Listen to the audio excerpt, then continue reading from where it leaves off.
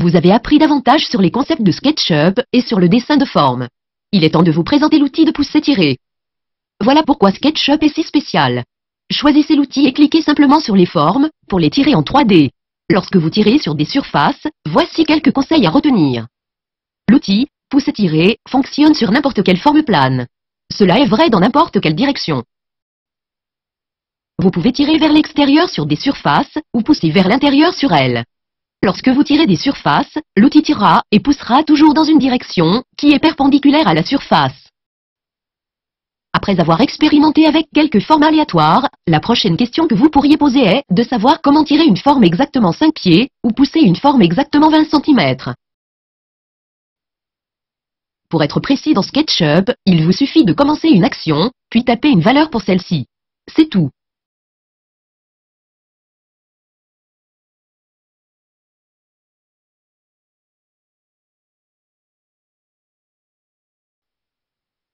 Démarrez en tirant une forme, tapez 5 pieds et appuyez sur la touche Entrée. Il s'accroche à exactement 5 pieds. Commencez à pousser une forme vers l'intérieur et tapez 20 cm pour 20 cm et appuyez sur la touche Entrée. Et c'est fait. Vous pouvez entrer des unités métriques ou impériales. Voici quelques exemples.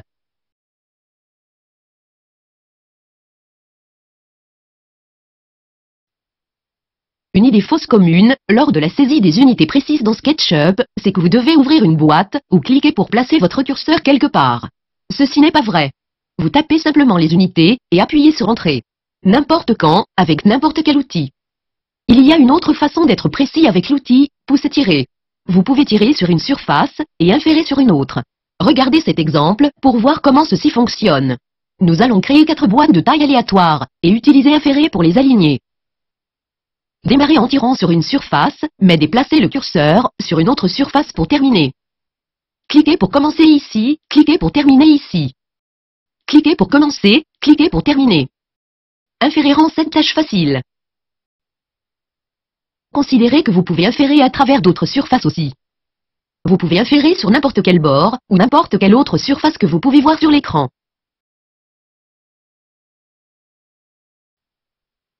Une autre caractéristique unique que vous pouvez accomplir avec l'outil pouce-étiré est la possibilité de découper des ouvertures dans les objets. Voici un exemple. Créez une boîte et dessinez une forme sur un côté.